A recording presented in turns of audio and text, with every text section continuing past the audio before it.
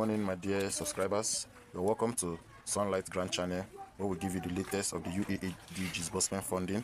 In case you're new on my channel, please don't forget to click on the notification bell and subscribe. In case we drop new videos, you'll be highly updated. American Revolution began. Here's something that might surprise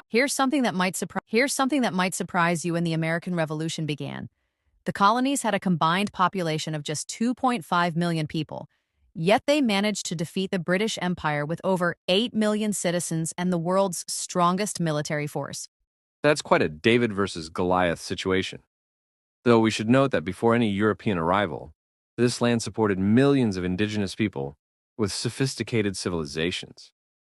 Well, that's exactly what makes this story so fascinating. You had these complex native societies like the Iroquois Confederacy, which actually influenced the U.S. Constitution's federal system and then European powers started competing for territory. Speaking of competition, how did Britain end up dominating the eastern seaboard? So it's interesting, while Spain focused on the Caribbean and South America, Britain established Jamestown in 1607, and within a century, they had these 13 distinct colonies. Each developed its own economic personality in the north with shipbuilding, where by 1750 they were producing some of the fastest ships in the world. And the middle colonies became known as the breadbasket, right? I read that by 1770, they were exporting over 730,000 bushels of wheat annually. You know what's really striking about those numbers?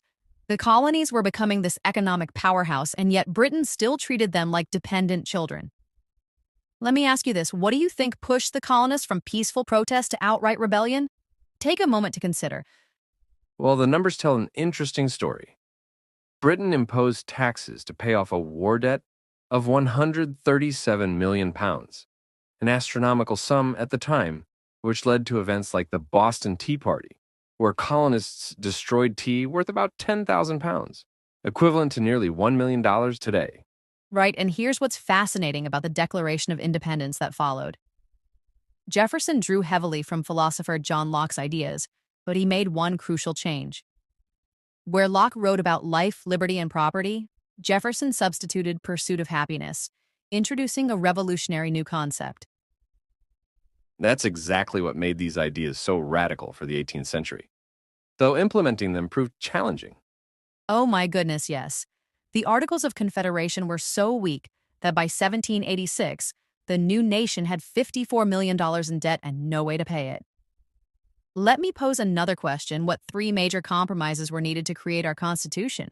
Think about it. Yes, The solutions they came up with were pretty innovative for their time. The Constitution created this balance between state and federal power that had never been tried before. And you know what three major compromises were needed to create our Constitution?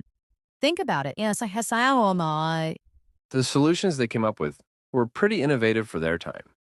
The Constitution created this balance between state and federal power that had never been tried before. And you know what's fascinating? The Bill of Rights wasn't even part of the original plan. It took intense debate and the threat of several states refusing to ratify before these crucial amendments were added. These 10 amendments have been cited in over 100,000 Supreme Court cases since then. That's quite a legacy, and these issues of federal versus state power are still relevant today. Well, here's what I find most compelling about this whole story. It's really about human nature and power. When Britain tried to tighten control, they actually pushed the colonies toward independence. It's like trying to hold sand. The tighter you squeeze, the more slips through your fingers. That's such a vivid way to put it. The whole experiment could have failed at so many points.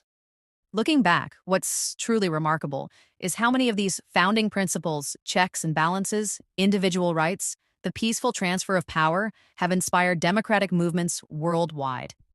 Over 100 countries have constitutions influenced by the U.S. model. So what you're saying is that the real American Revolution wasn't just the war itself. Exactly, it was this radical idea that ordinary people could govern themselves, that rights come from nature rather than kings, and that a nation could be built on principles rather than ancestry or territory.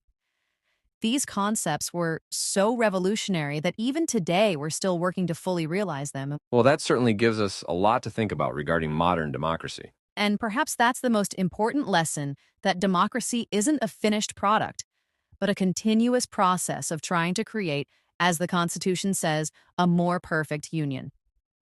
each generation faces its own challenges in living up to these founding ideals.